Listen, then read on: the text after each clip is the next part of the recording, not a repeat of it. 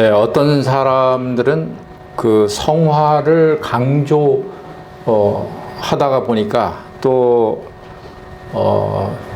지금 현재 성도들의 그런 상태 이런 것을 보니까 그 마치 요한계시록 라오디게아 교회와 같은 차지도 않고 덥지도 않고 이것은 믿는 사람인지 아닌지도 잘 구분이 안 가는,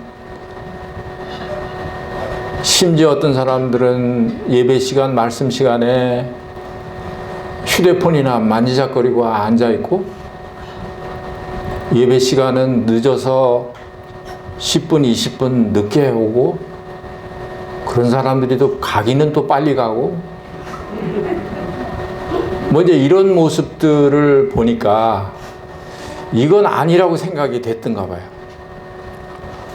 그래서 어떤 현상들이 생기냐 하면, 그렇게 사는 사람들은 예수님이 공중에 오실 때 휴거될 수 없다, 환란에 들어가게 된다, 그렇게 가르치기에 이르렀습니다. 그런 교사들을 이해는 해요. 좀 성도들에게 경각심을 일깨우기 위해서 충격 요법을 하는 거죠. 그래서 그렇게 가르치는 형제한테 제가 가만히 있을 수가 없어서, 어떻게 어떤 성도는 휴거되고 어떤 성도는 휴거가 안 된다고 말을 하냐, 에베소 교회 성도들은 휴거가 되고 고린도 교회 성도들은 휴거가 안 된다는 거냐? 형님, 그런 건 아니고요. 다 휴거가 되는데, 모임 안 해도 구원받은 것 같은데 구원받지 않은 사람들이 많단 말이에요. 많은 것 같아서 일깨우기 위해서 그랬습니다. 아무리 그래도 형제가 말씀 전하는 그 속에는 그렇게 오해할 수 있는 소지가 많이 담겨 있어.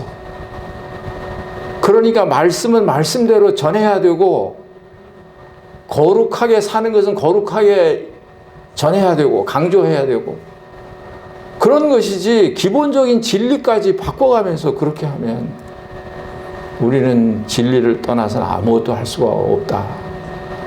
그러니까 그렇게 하지 말아달라고 부탁을 했습니다. 그런데 다행히도 잘 들었어요. 그래서 그렇게 안 하겠다고 약속을 하고 그런 적이 있습니다만, 과연 그럴까요? 구원을 잘 이루어 나가서 거룩한 그런 행위를 가지고 있는 그런 사람들만 휴거가 될까요? 이제 그런 점에 대해서도 조금 우리가 살펴볼 필요가 있다고 생각이 돼서요. 우선요, 요한복음 6장 39절 말씀해 보시면, 이거 아주 확실하게 마음판에 새기게 하기 위해서 말씀을 한번 찾아서 읽으시면 좋을 것 같습니다. 요한복음 6장 39절입니다. 제가 읽겠습니다. 나를 보내신 이의 뜻은 내게 주신 자 중에 내가 하나도 잃어버리지 아니하고 마지막 날에 다시 살리는 이것이니라.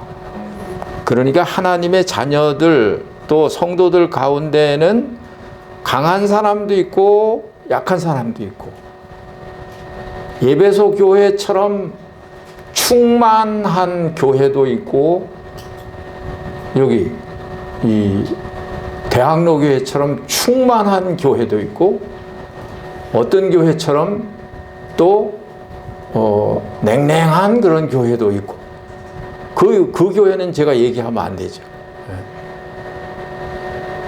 진짜 여기 오니까요, 저도 여기 오고 싶어요. 예배가 너무 좋아서. 그래서 얘기 들었어요. 제가 북부에서 왔잖아요. 북부교회에서. 근데 북북에서 7가정이 여기 이제 분가에 개척을 해서 나오셨는데, 그나마도 뭐 5가정은 또 다 도로 가버리고 2가정만 남았는데, 지금 이렇게 많이 주님이 이렇게 축복을 하셔가지고 예배도 좋고, 주님이 이 대학로 교회를 통해서 영광을 받고 계시는 그런 것을 볼 때 참 주님 하시는 일이 기이하다, 이런 생각을 합니다.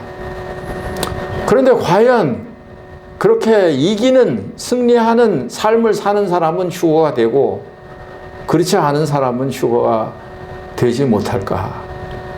지금 읽어드린 것처럼 하나님의 뜻은 내게 주신 자 중에 내가 하나도 잃어버리지 아니하고 마지막 날에 다시 살리는 이것이니라. 그러니까 연약한 지체들까지도 하나도 이루어지지 않는 게 하나님의 뜻이다. 그리고 이 모든 하나님이 내게 주신 사람을 마지막 날에 다시 살리는 것이 하나님의 뜻이다. 나를 보내신 의 뜻이다. 이런 말씀을 하고 있습니다. 그래서 이 구원을 이루어 나간다. 성화에 대한 것은 이런 들림받고 안 들림받고 이런 거하고 상관이 있는 게 아니라 상급과 상관이 있어요. 상급.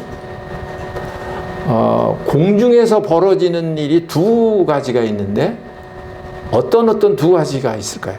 우리가 이제 예수님이 공중에 강림하셔서 교회가 휴거돼서 올라간 다음에 그 다음에 2가지가 거기 2가지 일이 거기서 일어나게 되는데 어떤 2가지가 일어나게 될까요? 하나는 예수님이 신랑이시니까 교회는 신부고, 그러니 결혼식 해야 되잖아요. 결혼식. 그러니까 혼인잔치가 있는 거예요. 그 다음에 또 한 가지는 뭐가 있을까요? 또 한 가지는 그리스도의 심판대라는 게 있어요. 그것은 상을 주는, 휴거된 그런 사람들에 대한 상을 주는 그런 심판이에요. 멸망으로 가는 이런 심판이 아니라 상급을 위한 그런 심판이에요. 그러니까 이 사람이 잘 살았느냐 못 살았느냐 하는 것은 어디에서 가려져요? 그리스도의 심판대에서 가려지는 거예요. 휴거되는 데서 가려지는 게 아니고요. 그리스도의 몸에 붙어 있으면 모두 다 휴거되는 거예요. 하나도 잃어버리지 않는 거예요. 저희가 그리스도를 믿으면 주님의 몸 된 교회에 이렇게 연합이 되는 거죠. 연합이 된 거죠. 그러면 예수님과 한 몸이 된 거예요. 머리는 하늘에 계시고 우리 주님이시고 몸은 성도들이고, 그래서 그 교회를 뭐라고 해요? 살아있는 유기체다 그래요. 유기체. 이 팔과 손, 다리 모든 지체들이 피, 심줄 이런 생명으로 이렇게 연결이 되어 있는 것 같은 그런 유기체. 그런 유기체다 이렇게 표현하잖아요. 생각해 보세요. 그러면 주님이 우리를 교회를 데리러 오시는데, 근데 어떤 팔다리는 올라가. 근데 어떤 팔다리는 또 남아. 그게 상상이 되시는 게 아니죠. 그렇게 되는 거 아니잖아요. 몸은 연약해도 어떤 연약한 지체가 있어도 휴거는 다 되는 거예요. 그리고 그 사람이 어떻게 살았느냐에 따라서 그리스도의 심판대에서 가려지게 되는 거죠. 공력이 시험하는 거예요. 공력을 시험하는 거예요. 고린도 교회가요, 은사는 얼마나 아주 활발했습니까? 고린도서 12장에 보면 여러 가지 은사가 나오는데 사도 바울이 칭찬할 정도로 은사가 풍성했던 교회가 고린도 교회예요. 그런데 고린도 전서 12장 다음에 13장이 나오는데 거긴 뭐가 나와요? 거기는 사랑에 대한 얘기가 나오잖아요. 그러니까 하나님께서 상급을 베푸실 때 중요하게 보시는 것은 그 사람이 어떤 사람이냐 하는 거예요. 그 사람이 어떤 일을 얼마나 많이 했느냐가 아니라 그 사람이 얼마나 주님을 닮았느냐 하는 거예요. 그러니까 공력이 시험을 받는 데잖아요. 어떤 집은 금은 보석으로 지은 집이 있고 어떤 집은 나무나 풀이나 짚으로 지은 게 있고, 그런데 두 개 볼 때는 그렇게 다 멋있게 보일 수 있어요. 그런데 불이 와서 시험을 할 때는 금은 보석은 이건 타지 않는 거니까 영원히 남는 거고, 나무나 풀이나 짚으로 지은 것은 불에 약하잖아요. 그러니까 그냥 타서 다 없어지는 거예요. 그러니까 이걸 기억하셔야 돼요. 우리의 공력이 불로 시험을 받는다는 걸 기억하셔야 돼요. 이제 사람들 앞에 인정을 받느냐 하나도 중요하지 않아요.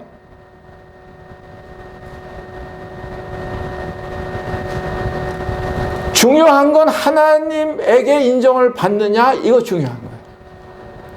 하나님이 보시는 그런 시각이 어떠냐, 그게 중요한 거예요. 사람들이 나를 어떻게 평가하느냐 하나도 중요하지 않아요. 사람들한테는 뭐 나쁘게 보일 수도 있고 오해를 받을 수도 있고 하나도 중요하지 않아요. 하나님 앞에 옳은 것이라면. 왜냐하면 나중에 그런 공력이 불탈 때 다 밝혀지기 때문에 그렇습니다. 이 세상에서는 모를 수 있어요. 이 세상에서는 인정받지 못할 수도 있어요. 그러나 하나님 앞에서는 숨길 수 있는 게 하나도 없어요. 그러니까 공력이 불타 때 그때 남아 있어야 되는 거예요. 동대문 교회 시작하고 나서 얼마 안 돼가지고요. 아주 옛날 이야기입니다. 옛날 이야기인데요. 그때만 해도요, 서초동 지금 뭐 법무부가 있나요? 그 큰 빌딩이 있잖아요. 그 앞에요, 그 판자촌이 막 이렇게 있는 그런 때니까 엄청 오래된 때죠.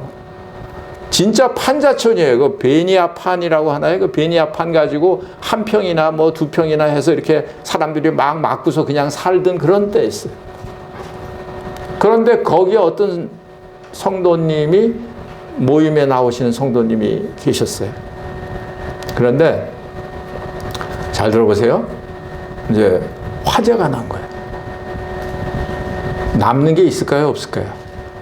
베니아판인데 뭐 남는 게 하나도 없어요. 그냥 제가 가보니까 그야말로 그냥 재만 남았어요. 근데 그 자매님이 뭐 잃어버리신 게 있대요. 뭐냐고 했더니 금반지가 하나 있었는데 그걸 잊어버리셨대요. 네.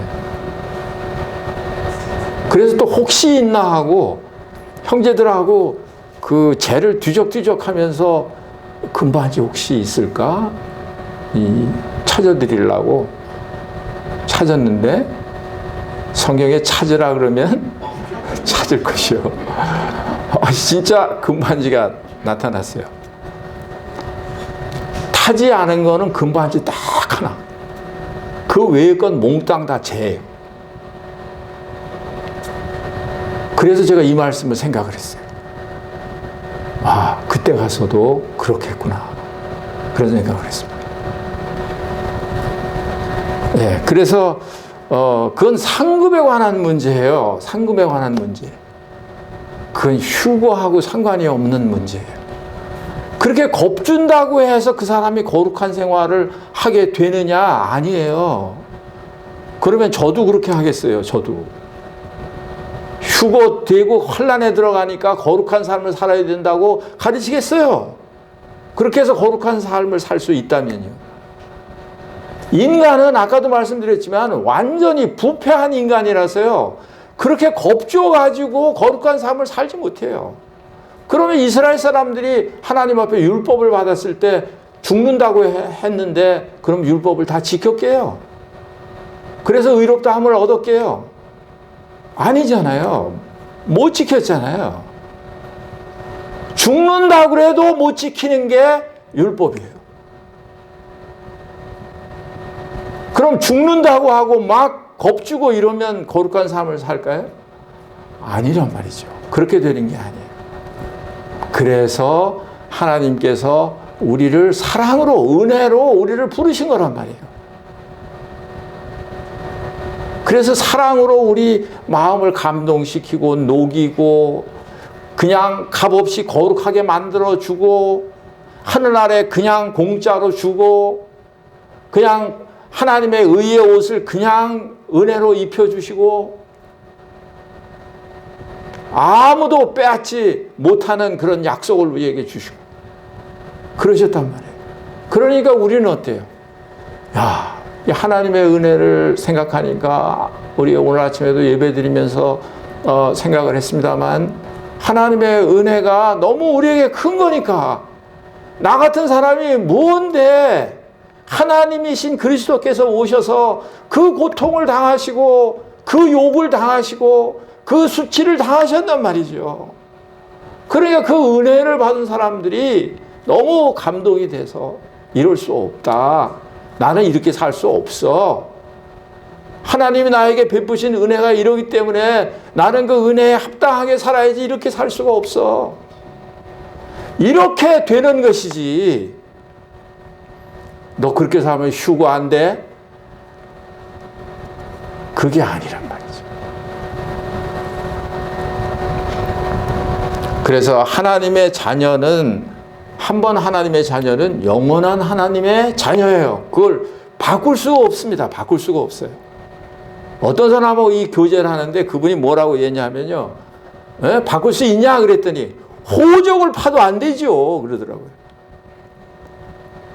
그 아들이 흉악한 범죄자예요. 그래서 감옥에 갇혀 있어요. 그러면 아버지가 부끄러워서 그 자식 호적에서 파요? 멀쩡한 자식보다 더 가슴에 아파하는 게 아버지의 사랑이잖아요. 그게 사형수가 돼가지고 이제 죽을 날만 기다리고 있는 아들인데도 너무 불쌍해서 가서 만나서 눈물을 흘리고 그게 아버지의 사랑이에요. 인간의 사랑도 인간의 아버지도 그렇게 한다면 그 사람을 만드신 아버지를 만드신 그 하나님의 사랑은 어떠시겠냐 말이죠. 오늘 아침에도 예배 시간에 우리 형님이 읽으셨잖아요. 뭐라고요? 한마디로 하나님은 사랑이시다. 그래서 그 사랑이 우리 인간이 이렇게 한들 저렇게 한들 사랑이 변하는 건 아니란 말이죠. 그래서 하나님의 사랑은 일향 미쁘시다. 일방적이셔요. 그냥 사랑하시는 거예요. 왜 사랑하시느냐? 몰라요. 그냥 하나님이 사랑이시기 때문에 그냥 사랑하시는 거예요. 그냥 사랑하시기 때문에 우리를 사랑하시는 거예요. 우리 어떤 조건에 따라서 하는 게 아니고. 그러니까 하나님의 자녀가 된 사람을 하나님이 결코 버릴 수가 없어요. 그렇기 때문에 주님께서 오실 때 다 데려가시는 거죠. 다 데려가시는 거예요. 아, 저 찌질이 못난 애는 그냥 놔두고 싶어. 여기 환난 격도로 그냥 놔두고 싶어. 나한테 충성한 애들만 데려갈 거야. 사람도 그런 사람이 없지 않겠습니까? 그렇죠? 근데 하나님이 그렇게 하시겠느냐 그 말이에요. 그리고요, 그 요한계시록에 보면 3장까지는 교회에 대한 말씀이 기록이 되어 있습니다. 그렇죠? 그런데 4장 1절에 보면 뭐라고 기록됐냐면 이리로 올라오라고 그래요. 교회를 향해서 말씀하시는 거예요. 이리로 올라오라고 그래요. 근데 이상하게도 그 4장 첫 절 이후에는 교회가 나타나 있지 않아요. 5장에 가니까 그 교회가 어디에 있던가요? 하늘에 있어요. 하늘에. 벌써 하늘에 올라가서 하늘의 영광 가운데 있는 모습이 5장에 나타나요. 그리고 지상에는 뭐가 시작이 될까요? 대환란이 시작이 되는 거예요. 그러다가 교회가 언제 또 등장하냐 하면 요한계시록 19장에 가면 어린 양의 아내로 등장을 해요. 어디 있다가 등장한 거예요? 하늘에 올라가 있다가 등장한 거예요.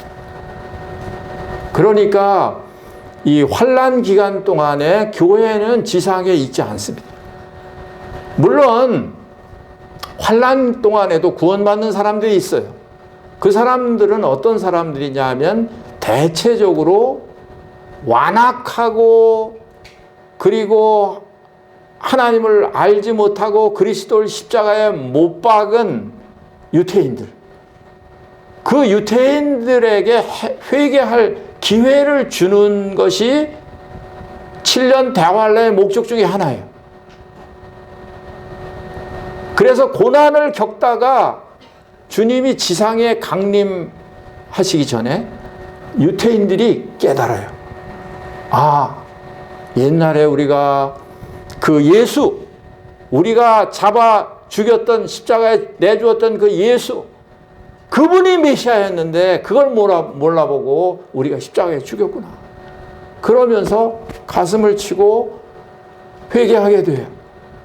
그게 이사야서니 예레미야서니 그 유태인들이 다시 회복하게 되는 것을 벌써부터 예언을 해 놓은 대로 그렇게 하나님의 계획 가운데 그런 게 있는 거예요.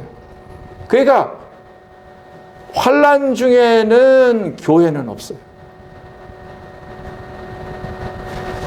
그러니까 뭐 이게 요한계시록 19장에 이제 어린 양의 아내가 나오고 청함을 받은 사람은 복이 있다 이렇게 나오는데 그걸 그냥 한꺼번에 너무 단순하게도 하시지 그걸 그냥 한꺼번에 이렇게 보아가지고 어린 양의 아내는 이것은 이제 이건 특별한 이건 이제 휴고될 사람이고 청함 받은 사람은 이것은 또 그렇게 못 산 사람들이고 이렇게 또 해석을 한단 말이죠.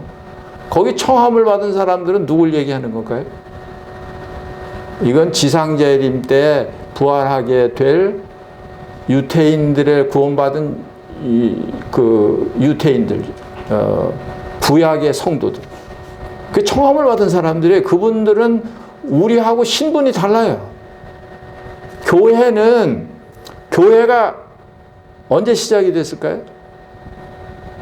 성령께서 보혜사 성령이 강림하실 때부터 교회가 시작이 되었습니다. 그래서 이 교회는 언제 완성이 될까요? 우리 주님께서 공중에 강림하실 때 완성이 되는 거예요. 그래서 교회는 공중으로 휴거돼서 올라가게 되는 거예요. 그게 이제 교회의 신분이에요. 그러니까 이것은요, 구약에 나타나지 않았던 비밀이에요. 이것은 사도 바울을 통해서 하나님이 계시하신 그런 비밀이에요. 교회가요. 그래서 교회를 이렇게 나타내신 거예요. 그 여러분과 제가 내가 있는 위치가 어디인지를 아셔야 돼요. 내가 받은 복이 어느 복인지를 아셔야 돼요. 하나님이 우리에게 베푸신 그 영광이 어떤 영광인지 아셔야 돼요. 구원받고 나서 기쁨도 잃어버리고 이게 믿는 생활이 뭐 이게 다인가? 과연 그게 다일까요? 아니죠. 요한복음 10장 10절에 보니까 내가 온 것은 양으로 생명을 얻게 하고 더 풍성히 얻게 하려는 것이라. 그러니까 생명을 얻는 데만 그치는 게 아니고 더 풍성히 얻게 하려는 것이다. 예수님이 오신 목적이에요. 그러니까 그냥 우리는 하늘나라에 가는 그냥 티켓만 딱 얻어 가지고 있는 사람들이 아니고 뭐예요? 더 그리스도 안에서 더 풍성한 삶을 누리도록 그렇게 이미 설계가 된 거란 말이죠. 그런데 우리는 그걸 못 누리고 있는 거예요. 그러니까 열매도 없고 그런 풍성함도 못 느끼고 그 에베소서에 보시면요, 그게 더 아주 잘 나타나 있습니다. 에베소서 1장에 보시면 17절에요.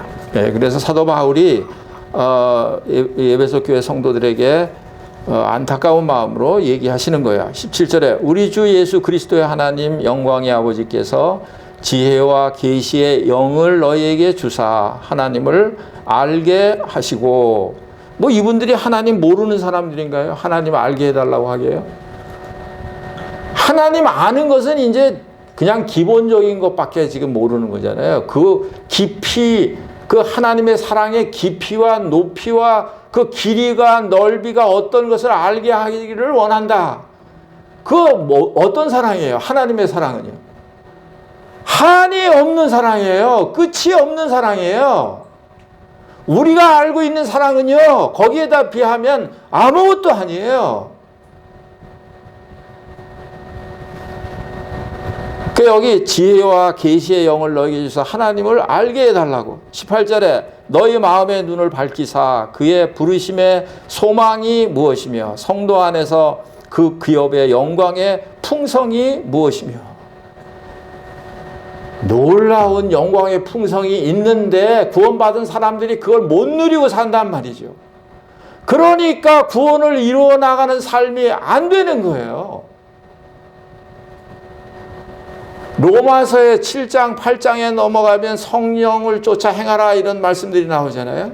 그런데 5장에 보면 뭐예요? 우리가 믿음으로 의롭다함을 얻었기 때문에 하나님과 화평을 어떻게 하자고요? 누리자 그러잖아요. 누리자. 그러니까 좋은 걸 가지고 있으면서 그걸 누리지 못하는데 어떻게 그 삶을 살아낼 수 있느냐 이 말이죠. 그러니까 그 삶을 사는 거에 앞서서 중요한 게 뭐냐 하면 여기에 말한 대로 그 영광의 풍성이, 그 사랑이 어떤 것을 알고 누리는 거예요.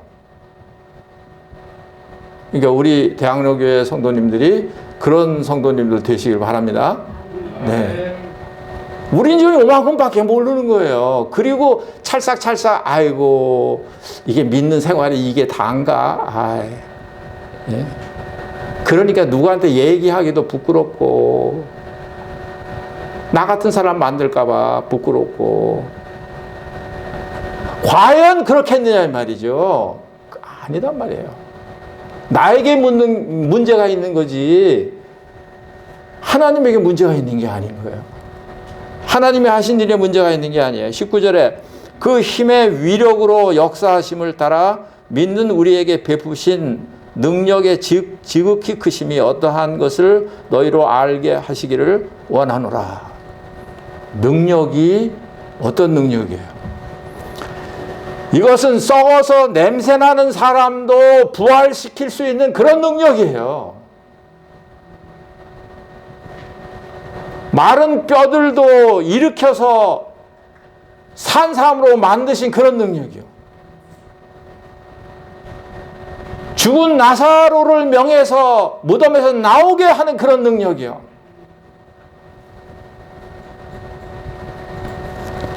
그런 능력을 우리가 알고 누리고 산다면 이런 좀 죄송합니다. 말이 좀 거친 것 같아가지고요. 이 시궁창 같은 이런 시궁창 같은 이런 세상, 이런 육신 그런데 매달리게 될까요? 20절에 그의 능력이 그리스도 안에서 역사하사 죽은 자들 가운데서 다시 살리시고 하늘에서 자기의 오른편에 앉히사. 예. 하나님께서 우리에게 주신 그 구원은 이런 거예요. 그냥 하늘나라에 가는 티켓만 얻는 게 아니에요. 이 세상에서도 풍성한 그런 구원을 누리도록 그렇게 설계를 하신 거예요. 그러다가 영화롭게 결국은 영화롭게 되는 거예요. 그러니까 하나님께서 우리에게 베푸신 이 구원이 얼마나 입체적이고 놀라운 구원이냐 이 말이에요. 이게 성화예요. 이게 성화예요.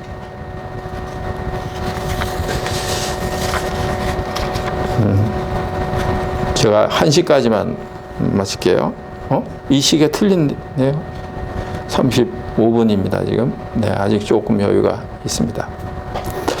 우리가 성화에 있어서 중요한 게 있어요. 그게 뭐냐면, 중요한 거 두 가지를 우리가 얘기할 수 있는데, 하나는 로마서 6장에 나오는 말씀입니다. 로마서 6장. 한번 펴서 읽어보겠습니다. 로마서 6장. 간단하게 설명하고 넘어야 갈 것 같아요. 로마서 6장에 보시면, 그런즉 우리가 무슨 말 하리요? 은혜를 더하게 하려고 죄에 거하겠느냐? 예, 아까 첫 시간에 말씀드린 그런 사람들처럼 은혜를 더하게 하려고 죄에 거하겠느냐? 그럴 수 없느니라. 분명하게 말씀하죠.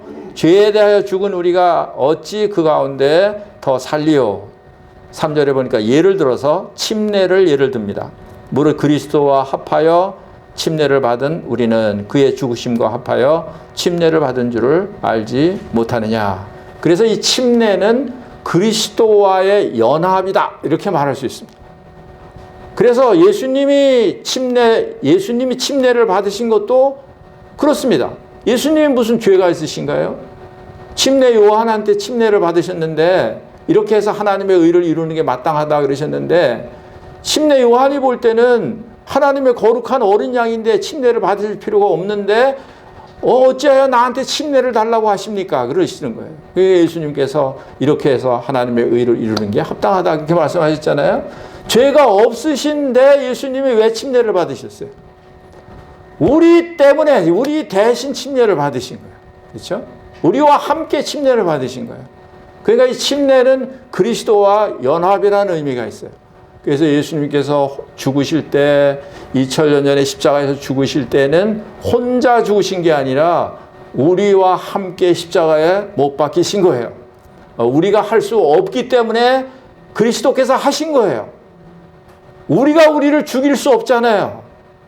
어떤 사람이 그렇게 얘기했어요. 내가 나를 십자가에 못 박으려고 하면 다른 한 손이 나를 못을 박아야 하기 때문에 못 박을 수 없다 그랬습니다. 무슨 뜻이 이해가 되셨습니까? 우리 자신으로는 안 된다는 말이에요. 그래서 하나님이 그렇게 하신 거예요. 그냥 혼자 죽으신 게 아니라 우리와 같이 죽으셨다 이 말이죠. 다 중요한 말씀입니다만은 6절에 보겠습니다. 우리가 알거니와, 우리의 옛 사람이 예수와 함께 십자가에 못 박힌 것은 죄의 몸이 죽어 다시는 우리가 죄에게 종노릇 하지 아니하려 함이니. 어떤 사람들은 또 이렇게 생각하는 사람이 있어요. 아까도 조금 말씀드리겠습니다만, 안 된다는 거예요. 안 된다는 거예요. 성화를 얘기하면, 그건 어려워. 그건 안 돼. 그건 안 되는 거예요. 안 된다는 거예요. 그럼 하나님이 거짓말 하시는 분이신가요? 여기 그럴 수 없다고 말씀을 하셨고, 죄에게 종노릇하지 아니하람이라고 말씀을 하셨고, 그럼 하나님대로 거짓말하는 하나님이라고 지금 하는 거잖아요. 과연 그렇겠냐 이 말이에요. 안 되는 것을 하나님이 그렇게 하셨겠냐 이 말이에요. 그래서 지금 말씀을 드리는 거예요. 그 근거를 말씀을 드리는 거예요. 한 가지 근거는 지금 그거예요. 그리스도께서 십자가에 죽으실 때 우리가 함께 거기 못 박아 죽었다는 거예요. 그래서 그것이 사실이기 때문에 거기 11절에 보니까 이와 같이 너희도 너희 자신을 죄에 대하는 죽은 자요 그리스도 예수 안에서 하나님께 대하는 살아있는 자로 여길지어다. 요 일을 필요해요. 우리는 십자가에 죽은 걸 다시 우리는 생각할 때요, 예수님 아니 사도 바울이 나는 날마다 죽는다고 했으니까 우리는 날마다 죽어야 돼. 이게 말은 이해가 되는 건데 사실은 맞는 말은 아니에요. 맞는 말은 아니에요. 이미 그리스도와 함께 십자가에 못 박아 죽었어요. 그런데 뭘 맨날 자기가 죽이는 것처럼 또 자기가 죽는다고 해요. 그리스도와 함께 죽은 것을 그냥 그렇게 여기는 거 우리가 해야 될 일이에요. 여기는 거예요. 사도 바울이 날마다 죽는다 하는 말은 다른 뜻이에요. 그것은 그런 뜻이 아닙니다.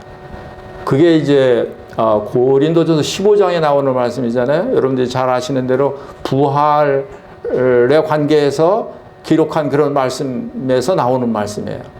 근데 그때 당시에는 실제로 강의 위험, 바다의 위험, 강도의 위험, 뭐 그냥 복음 전하러 다니면서 매일매일 그냥 죽음에 처하는 그런 환경이 닥치게 되는 거예요. 네. 그러니까 그 날마다 죽는다 하는 것은요, 사도 바울이 복음을 전하러 다니면서 그렇게 날마다 자기를 죽음에 그냥 넘기는 거예요. 죽으면 죽었지 그러고 전도하러 다녔다 그 말이에요. 자기를 날마다 죽인다는 말이 아니라 하나님께 대하여 살아있는 자로 여길지어다 그랬습니다. 그래서 13절에 보니까 또한 너희 지체를 불의의 병기로 죄에게 내어주지 말고 오직 너희 자신을 죽은 자 가운데서 다시 살아난 자 같이 하나님께 드리며 너희 지체를 의의 무기로 하나님께 드리라. 여기 이제 예수님과 함께 십자가에 못 박힌 것을 알았고 그 다음에 그게 사실이니까 그렇게 여기고 그 다음에 자신을 의의 무기로 하나님께 드리고 그게 6장에서 우리에게 말해주는 거예요. 그 사실을 그렇게 여기는 것은 어려운 게 아니잖아요.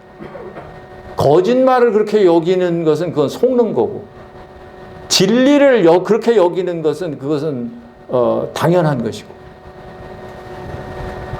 그러니까 모든 것이 다 믿음으로 되는 거예요.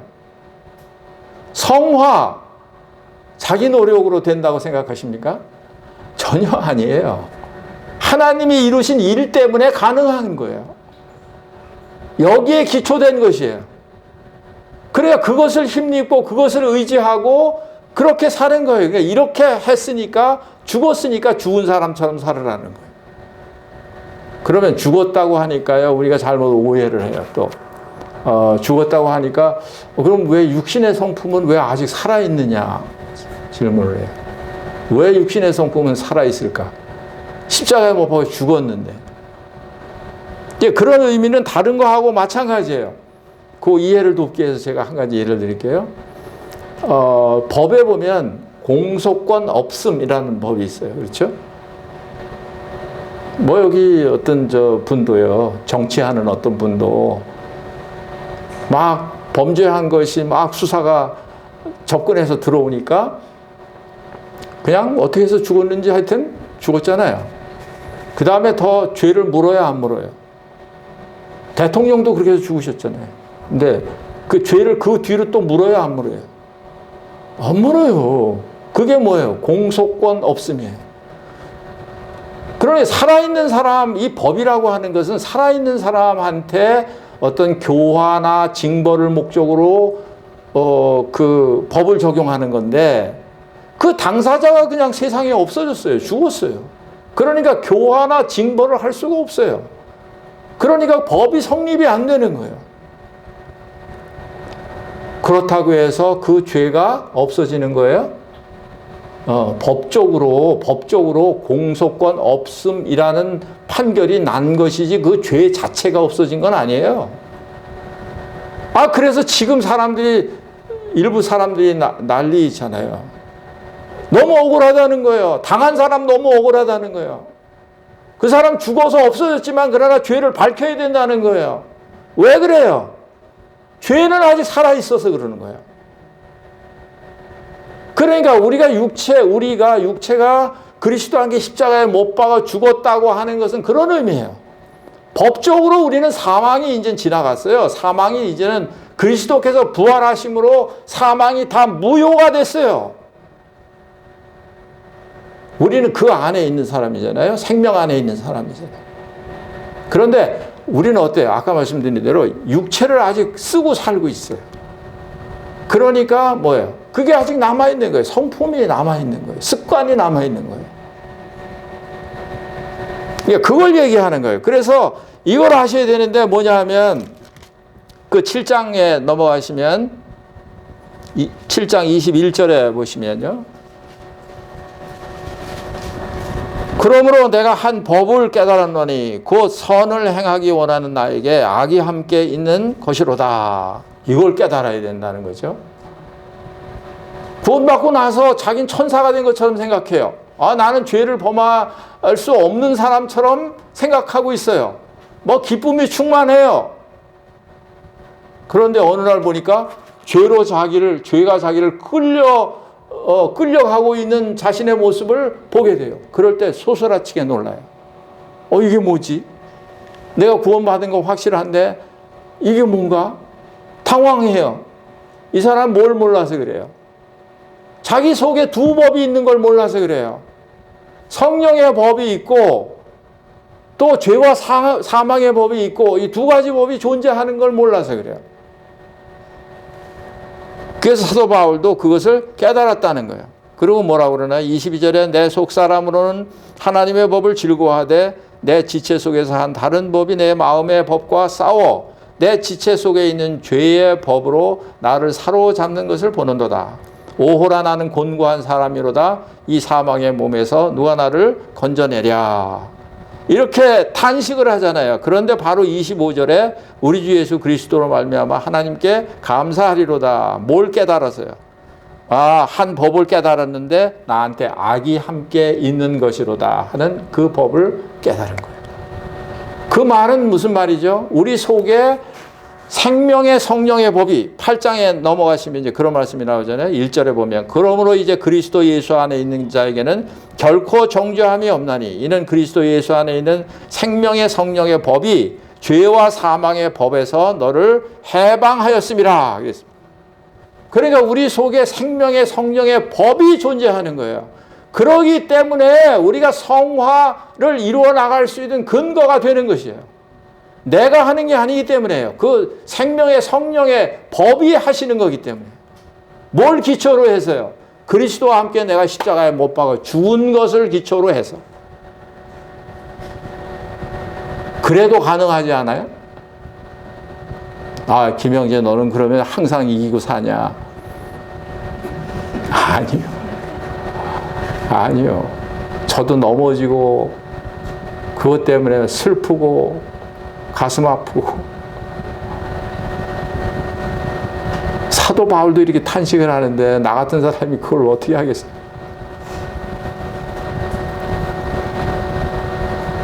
그래서 우리 속에는 이런 희망이 있는 거예요. 생명의 성령의 법이 있는 거예요. 여러분들 속에 그리스도를 믿을 때 내주하시는 그런 생명의 성령의 법이 생긴 거예요. 그래서 그때서부터 갈등이 생기는 거예요. 전에는 갈등이 없었어요. 죄를 져도 그냥 뭐 당연한 것처럼 그렇게 했어요. 그런데 구원받고 나니까 이게 막 거스리는 거예요. 괴로운 거예요. 이게 괴로운 거예요. 돼지는 시궁창에서 막 굴러도 아무 가책이 없어요. 더 즐거워요. 돼지는. 재밌게 놀아요. 양은 그렇지 않아요. 그런 더러운 것이 몸에 묻으면 그걸 견딜 수 없어 해요. 자꾸 떼버리려고 어디다 문대고. 그 왜 그러냐면 그 양의 본성이에요. 우리 속에도 하나님의 본성이 들어와 있다 이 말이죠. 그게 뭐냐 하면 생명의 성령의 법이라는 거예요. 그래서 과거에 느끼지 못했던 그런 죄책감 그런 걸 느끼게 되는 거예요. 죄책감이 그게 나쁜 게 아닙니다, 여러분. 당연히 있는 거예요. 당연히 있는 거예요. 죄 없다고 하면 스스로 속이고 진리가 너희 속에 있지 않는 거예요. 죄가 없다고 그러면 안 되는 거예요. 아이고, 이것도 잘 설명을 드려야 되는데 자꾸 또 헷갈리시겠네, 잘못하면. 안 헷갈리죠? 대학로교회 수준이면 그런 건 이해를 하셔야죠. 그래서 예를 들면 뭐와 같으냐 하면요. 그 고무풍선에다가 수소가스나 뭐 헬륨가스를 넣어서 이거 줄을 딱 놓으면 얼른 올라가요. 하늘로 올라가죠. 왜 올라가요? 그 수소나 헬륨가스는 공기보다 가볍기 때문에 그 법칙에 의해서 올라가는 거예요.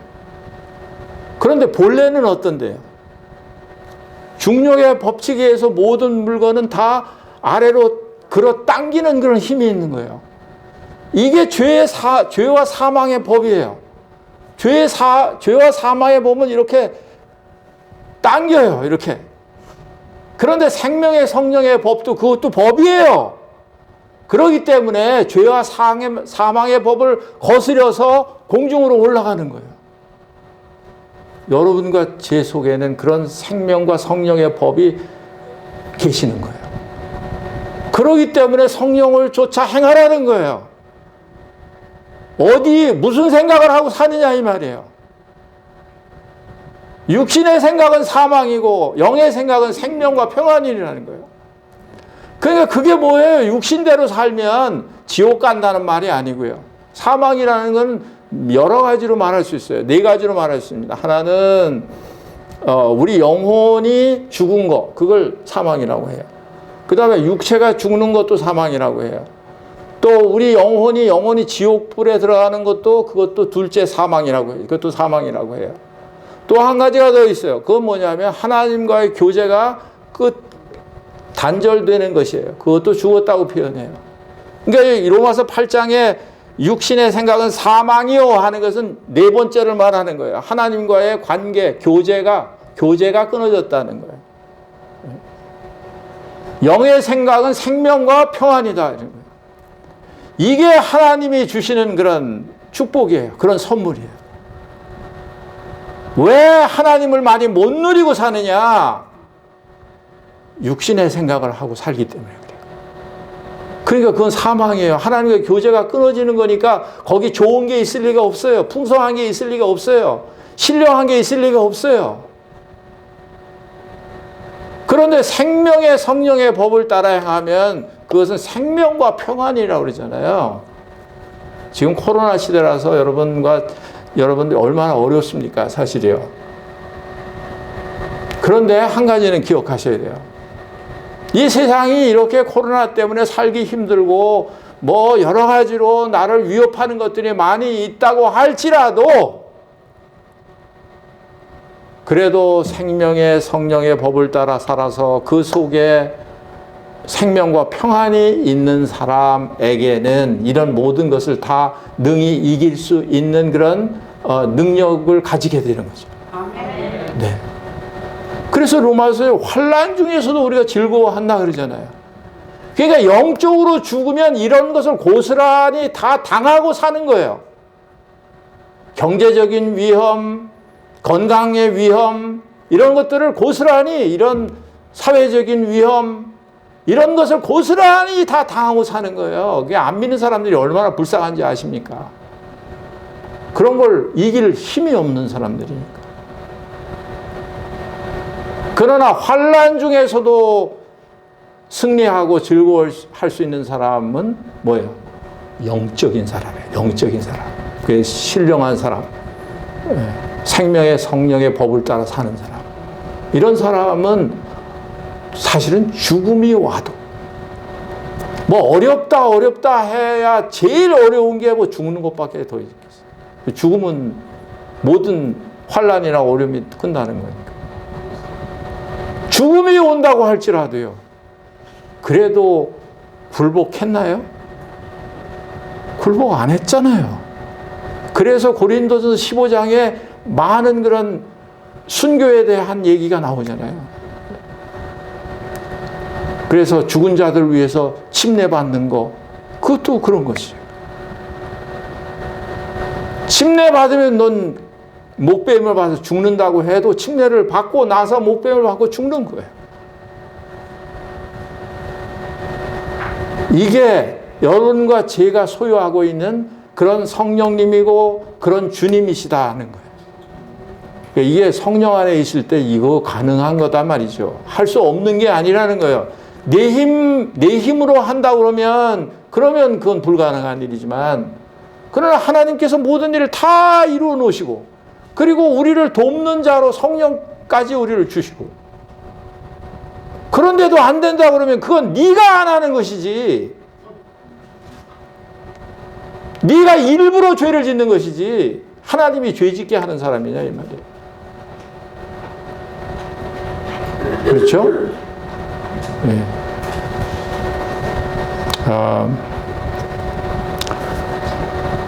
이제 오늘 마쳐야 되겠습니다. 이제 1시가 돼가지고, 네, 마쳐야 될 것 같아요. 네, 여러분들이 사실은 이 세상은 전쟁터예요. 전쟁터입니다. 공중 권세 잡은 사탄이 존재하는, 우리를 끌고 가려고 하는 그런 전쟁터예요. 우리는 정신을 바짝 차릴 때예요, 지금. 백신이 나오면 아, 이제 코로나 끝나겠지, 그렇게 생각을 했어요. 그런데 지금 상황은 그렇게 돌아가지 않아요. 백신이 나와서 계속 사람들이 맞고 있는데도 불구하고 확진자는 더 많이 늘어나요. 이스라엘이나 미국이나 선두주자로 백신을 맞고 마스크 벗고 놀러 다니고 그런 뉴스를 볼 때 우리 얼마나 부러워했습니까? 근데 지금은 우리보다 더 확진자가 더 많아요. 왜 그럴까요? 자꾸 변이가 자꾸 생기니까.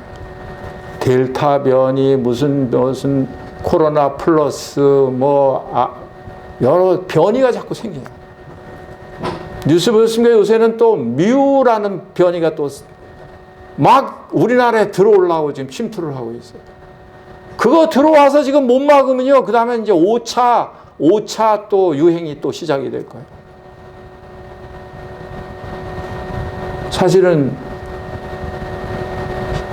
끝날 희망을 가져야 되는데 상황은 그렇게 잘 안 되고 있어요. 저는 70평생에 이런 건 지금 처음 보는 현상이에요. 지금 2년 가까이 지금 이렇게 되잖아요. 이런 자연재해니 전염병이니 이런 것도 마찬가지고요. 또 도덕적으로도 마찬가지예요. 뉴스를 보기가 또 민망해요.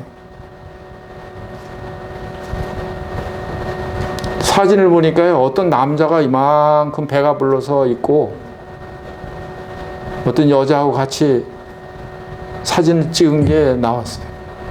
이게 뭔 사건인가 하고 읽어봤더니 여자가 남자가 된 사람하고 남자가 여자가 된 사람하고 결혼을 했어요. 그런데 속은 멀쩡한가 보죠. 임신을 했어요. 누가 임신을 했을까요? 누가 임신을 했을까요? 계산이 안 되십니까? 남자가 임신을 했잖아요. 원래 여자니까.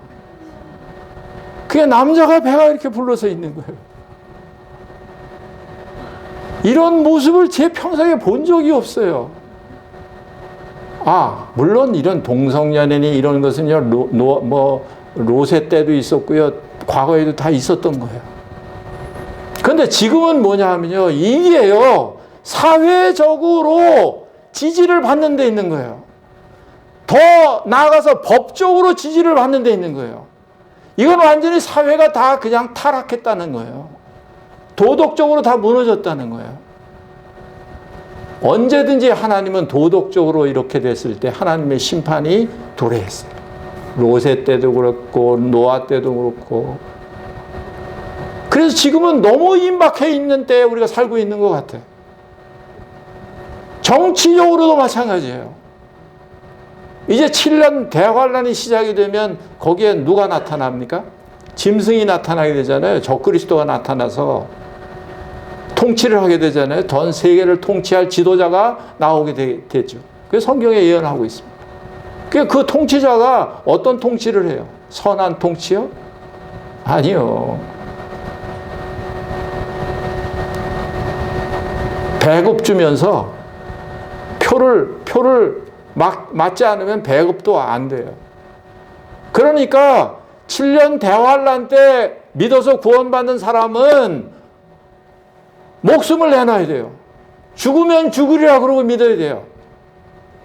여러분과 저는 지금 은혜를 인하여 믿음으로 말미암아 구원 얻었잖아요. 마음으로 믿음으로 말미암아. 그것도 하나님이 100% 인정을 해 주시는 거예요. 그런데 환란 시대에는 그런 게 아니라니까요. 죽을 각오가 아니면 그리스도를 믿을 수가 없는 그런 시대예요. 지금 전 세계 모습이 어떻게 되어가고 있나요? 자유주의 국가라고 하는 국가들도 점점 더 이런 포퓰리즘, 이런 정치로 계속 가고 있는 거예요. 이게 정치적으로도 지금 무서운 거예요. 그래서 머지않아 적그리스도가 나타나서 전 세계를 통치할 그런 기반을 만들어 가고 있는 거예요. 전 세계가요. 그걸 보셔야 되는 거예요. 그걸 보셔야 되는 거예요. 그래서 동성연애, 차별금지법 지지하고 이런 공산주의, 사회주의 지지하고 이런 정치인은 투표하지 마셔야 돼요. 그리스도인의 양심으로 투표하지 마셔야 돼요. 그런 건 여야를 막론하고요. 그게 성경을 믿는 사람들의 양심이에요. 왜? 성경하고 반대되기 때문에. 하나님하고 거스르기 때문에 그래요.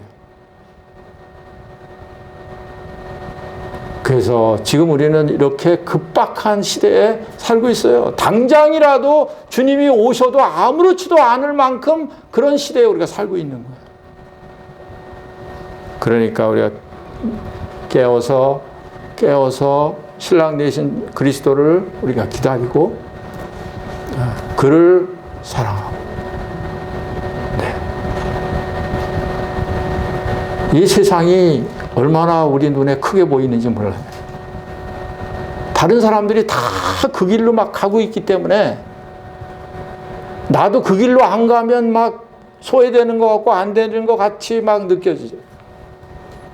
그래서 아무것도 알지 못하고 사람들이 막 그 방향으로 치닫고 있는 거예요. 그냥 돈이 최고고 쾌락이 최고고 그게 우상이에요.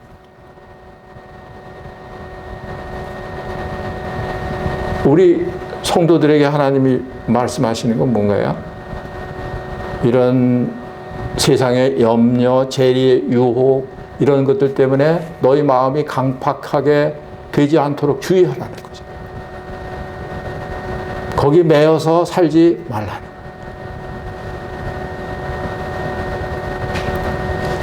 그래서 믿음이 필요한 거예요.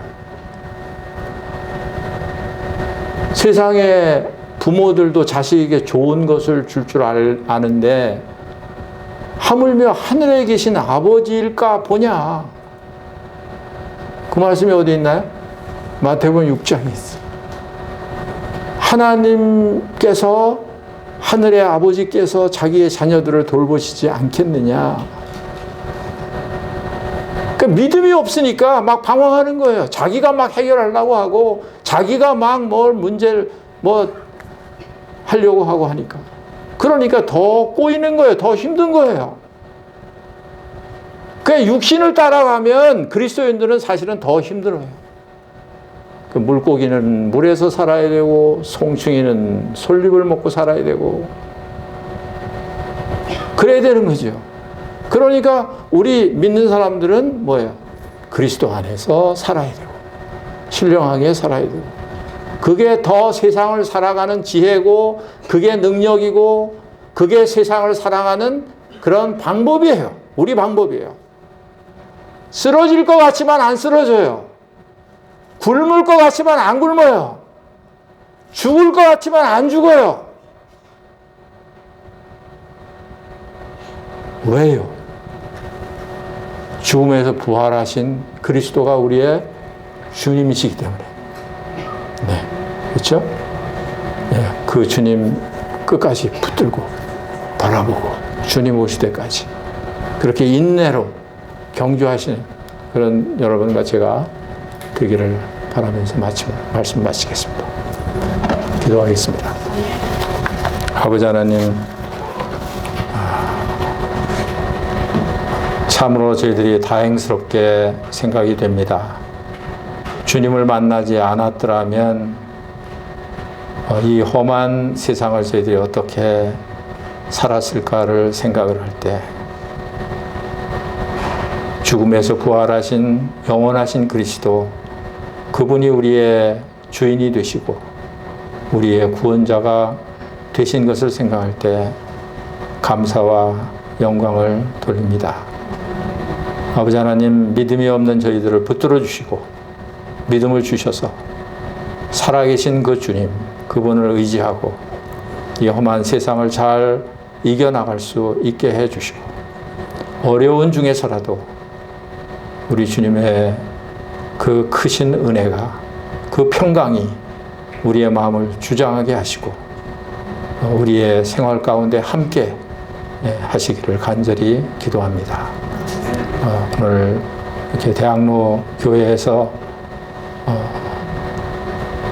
구속함을 입은, 하나님의 사랑하심을 입은 이런 자녀들과 함께 쉬고 또 교제할 수 있는 이런 특권을 주셔서 감사합니다. 계속해서 대학로 교회를 축복해 주시고 계속 주님께서 사용하시고 하나님의 영광을 드러내 주시옵소서. 주 예수 그리스도의 이름으로 기도합나이다. 감사합니다.